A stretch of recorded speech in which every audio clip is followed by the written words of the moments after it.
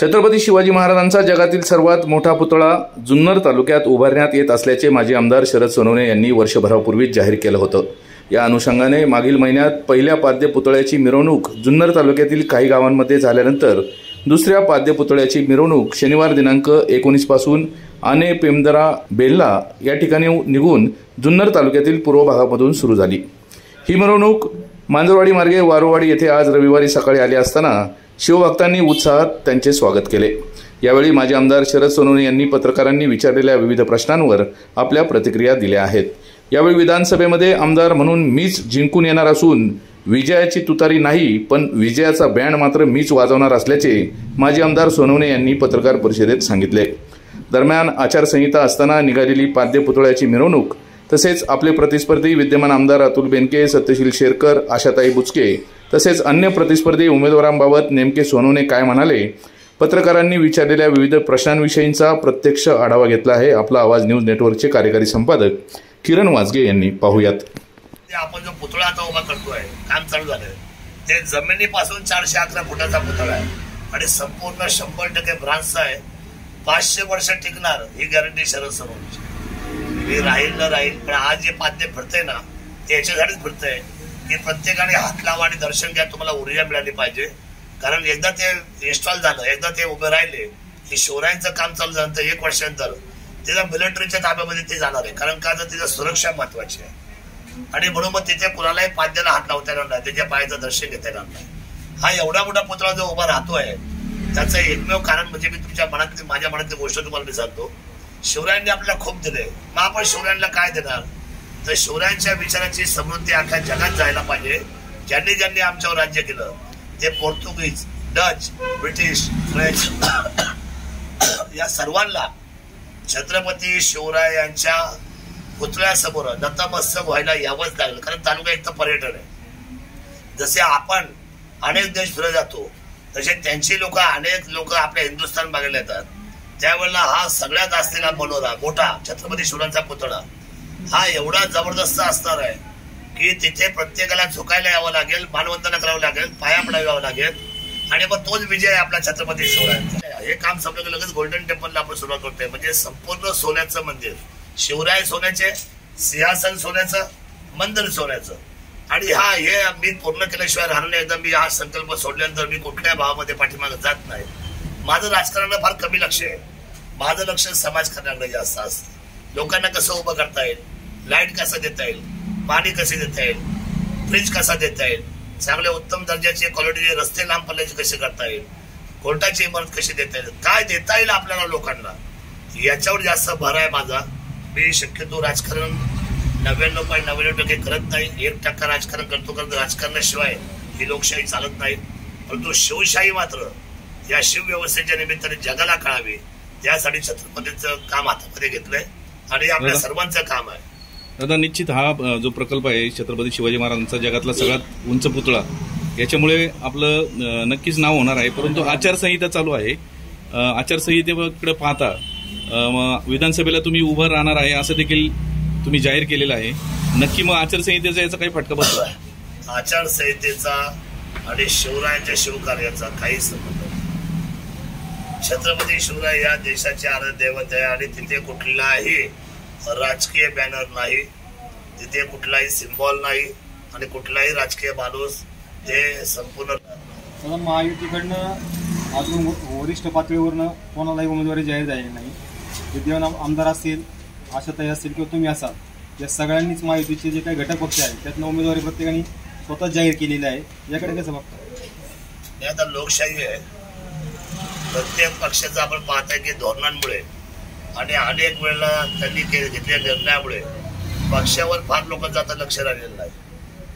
पक्षापेक्षा आता माणूस महत्वाचा आहे। जो माणूस काम करेल, जो माणूस जनतेमध्ये काम करेल, 24 तास काम करेल, असे निकाल तुम्हाला धक्कादायक महाराष्ट्रामध्ये निकाल पाहायला मिळेल असं माझं मत आहे। कदाचित इथून मागच्या 75 वर्षामध्ये जे निकाल लागले नाहीत त्यापेक्षाही वेगळे निकाल जनता देईल।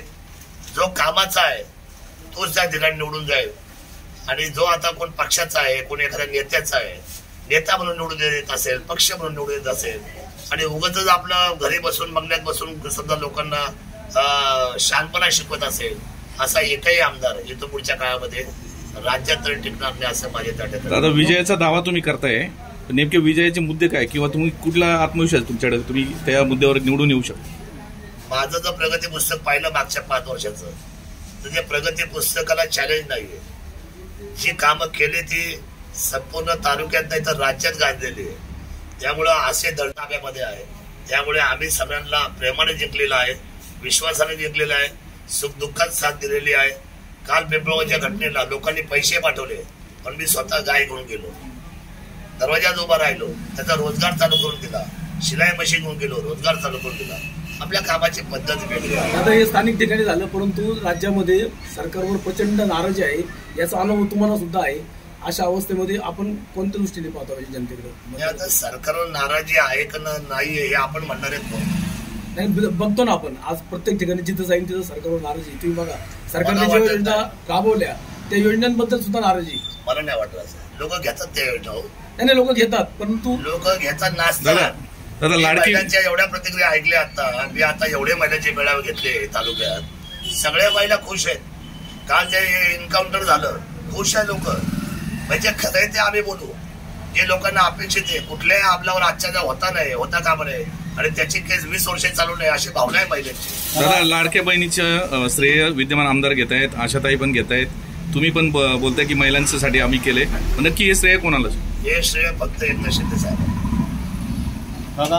डॅशिंग आणि जबरदस्त मुख्यमंत्री महाराष्ट्र राज्याचे. त्यांचे निर्णय त्याचं श्रेय मी सुद्धा घेणार नाही. हे आमच्या मनात नाही, ध्यानात नाही. राजकीय आपण बघण्यात काय कारण आहे? सर्वसामान्यांच्या पत्रात काय मिळालंय, सर्वसामान्यांना काय हवंय बघा. त्या बिचाऱ्या कुटुंबाला गाय मिळाली, लोकांना काही समजू द्या. आता आमदारकी आली, आता निवडणूक आली, पण तिला गाय मिळाली ना, तिला मग बाकीच्या बोलणाऱ्यांनी का नाही दिलेले होते? माझं म्हणणं आहे की तिसरा डोळा उडून बघा की गरीबाला काय पाहिजे, त्यांना जनतेतला भाव मिळाला, सर्वसामान्याला काय पाहिजे. तुम्ही सर्वसामान्य डोळे नाही पुसणार का? सर्वसामान्यांना कोणी वाली नसतो हे माझं मत आहे. गरीबाला कोणी वाली नाही. आणि गरीबाचा निर्णय होत असेल ना मग त्याच्यावर टीका टिप्पणी होता कामा नये. कुणाचं सरकार येईल, कुणाचं सरकार जाईल ते नंतर बघू, पण जे केलंय ते चांगलं केलं असं आमचं ठाम मत आहे. अहो, कुठल्या महिलेच्या हातामध्ये दर महिन्याला 1500 मिळतात मला सांगा ना खरं? कोण देतं? मी आमदार आहे, माझ्या बायकोला दर महिन्याला मला फोन करायला लागतो, अहो पैसे संपले जरा पाठवता का? हे आमदारीने, पण तिला पैसा पुरुषांना मागावा लागतो. हे माझ्या घरातलं उदाहरण मी देतो, वस्तुस्थिती सांगतो, सत्य आहे. मग त्या महिलेला जर तिचा स्वतःच्या बँक बॅलन्समध्ये जर 1500 रुपये वाढ होत असेल दर महिन्याला, ती निर्णय करेल ना स्वतःला साडी थोडी घ्यायची का, माझ्या एखाद्या कुटुंबातल्या व्यक्तीला मी एखादी वस्तू करायची का? बरं, महिलाच काटकसर करतात, हा जगाचा इतिहास आहे. प्रपंच पुरुष कधी करत नाही, प्रपंच महिलाच करते. हा आमचा दावा आहे. माझ्या आईने केला, माझ्या मावशीने केला, माझ्या आजीने केला, माझ्या बायकोने केला, माझ्या बहिणींनी केला.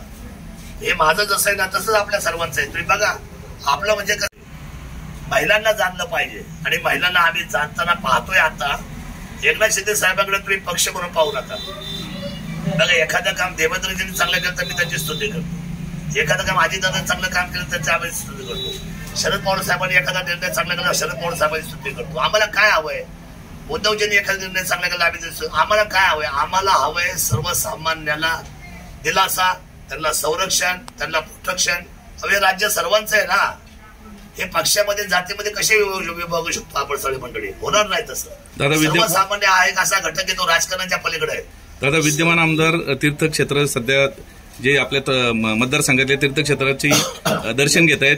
आशाताई, आज ओझरला मेळावा आहे, तुम्ही पाद्यपूजनाच्या निमित्ताने घराघरात पोहोचतायत. सत्यशील दादा तिकिटासाठी मुंबईमध्ये आहेत. तुम्ही याच्याकडे कसं पाहता आणि क्रमवारी कशी लावाल? तुम्ही आमदार म्हणून तुम्हाला आत्मविश्वास, तुम्ही 1 नंबर आहे, 2, 3, 4 नंबर कसे लावाल? नाही बघा, मला एक मत द्यायचा अधिकार आहे.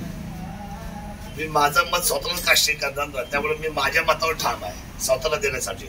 आता क्रमवारी कशी लागेल ही जशी जशी मतं पडतील तसे कळेल. मला भेदभाव नाही करता येणार. पण माझं असं म्हणणं आहे, माझे सगळे मित्र आहेत ना हे प्रतिस्पर्धी आहेत आणि माझी विनंती त्यांना हात जोडून, ही लोकशाही आहे, काही होऊ शकतं. अरविंद केजरीवालांना कुठं माहित होतं? अवघे 2 दिवस राहिले उमेदवारी अर्ज दाखल करण्याची तारीख 2 दिवसावर आहे. आपण कोणत्या पक्षाकडनं लढणार आणि काय चिन्ह आपण घेण्याचं नियोजन आहे? माझा जनता हा पक्ष आहे, माझी माती, माझी माणसं, हा माझा धर्म आहे. मी लोकांबरोबर काम करतो. 5 वर्ष लोकांनी मला एकमेव महाराष्ट्राच्या मनसेचा एकमेव आमदार म्हणून निवडून दिलं होतं. त्यामुळे असं काही नाहीये. जनता एकदा बरोबर असली की विजय हा ठाम असतो. मी जनतेबरोबर आहे, जनता माझ्या बरोबर आहे. दादा परत मनसेकडे जाणार? अहो माझं म्हणणंच आपण समजून घ्या. मला जे सुचेल, जनता जे सांगेल ते म्हणले उद्या तुम्हाला बॅट हातामध्ये घ्यायचे, बॅटिंग करायची तर आमचं चिन्ह बॅट नाही का. जे म्हणतील ते पब्लिक जे म्हणेल ते तुतारी वाजवायची इच्छा आहे. आता काय वाजल मला नाही, पण माझा विजयाचा बँड मात्र वाजल. हा विजयाचा बँड वाजल, विजयाचा गुलाल उधळला जाईल. शिवभूमीचा हा शिवभक्त 100% एक राहील, पण सगळ्यांना भारी पडेल. कारण माझी जनता माझ्या बरोबर आहे. विश्वास मला तेवढा आहे, कारण त्याचं करण्यासाठी मी रोज लोकांबरोबर आहे. कोरोनामध्ये साथ सोडली नाही, अडचणमध्ये साथ सोडली नाही. कुणाचंही दुःख असेल, अडचण असेल, अपघात झाला तर मी पळत जातो त्यांच्याबरोबर. आमचं कामच ते आहे. म्हणजे त्या खुर्चीला न्याय द्यायचा ही आमची भावना आहे. त्यामुळे मी कधीही पक्ष म्हणून राजकारण केलं नाही. शेवटी राजकारण हे राज्यात चालतं, पण समाजकारण हे जनतेत होतं. समाजकारणाची आमची बांधिलकी कायम आहे. ज्या लोकांनी माझे रहिवासी कमीत कमी ह्या तालुक्यामध्ये रेकॉर्ड ब्रेक फॉर्म भरायला पाहिजे आमदारकीचे. म्हणजे हायएस्ट शिवभूमीमधून 61 आमदार उभे राहिले. काय अडचण आहे आपल्याला? तेजोमय निवडणूक लढवू, दिवाळी तोंडावर आहे. तेजोमय निवडणूक लढवू, चांगली निवडणूक लढवू, जनतेचा फायदा करू, जनतेला खायला प्यायला घाला, चांगलं त्यांना विचारायला त्यांना जवळ घ्या, त्यांचे डोळे पुसा. आता ज्या ज्या घटना होतात, आता कधी कधी काय होतं, घटनेचा फायदा का तोटा. तर माझं असं म्हणणं, या महिनाभरामध्ये ना सगळ्यांना असा पाझर फुटणार आहे जोरात. इकडं जाऊ का तिकडं जाऊ, काय मदत करू, पण 1 महिना. पण माझी मदत मात्र 12 महिने, 365 दिवस, 5 वर्ष मी बांधील आहे आपल्या सर्वांना. त्यामुळे ही निवडणूक हसून खेळून करूया. शक्यतो टीका टिप्पणी कमी व्हायला पाहिजे. या तालुक्याचं विजन सांगितलं पाहिजे सर्वांनी की हा तालुका आपल्याला कसा न्यायचा आहे, कुठे न्यायचा आहे. कारण स्पर्धा महाराष्ट्राच्या पटलावर आहे. जुन्नरची, जुन्नर तालुक्याची स्पर्धा जुन्नरच्या आतमध्ये ठेवू नका. माझ्या मित्रांना माझी विनंती आहे, सर्व स्पर्धकांना जुन्नरचा विजन मांडा, जुन्नर तालुक्याला महाराष्ट्राच्या पटलावर मांडा. कारण ही शिवभूमी आहे. शिवभूमी मागे येता कामा नये. हा तालुका पुढे जायला पाहिजे. नवीन हा तालुका नंबर 1चाच व्हायला पाहिजे. खरं माझे शिवभूमीमध्ये छत्रपती शिवराय जन्माला आले, म्हणून छत्रपती शिवरायांचा हा तालुका नंबर 1च व्हायला पाहिजे अशी आमच्या सर्वांची भावना. दादा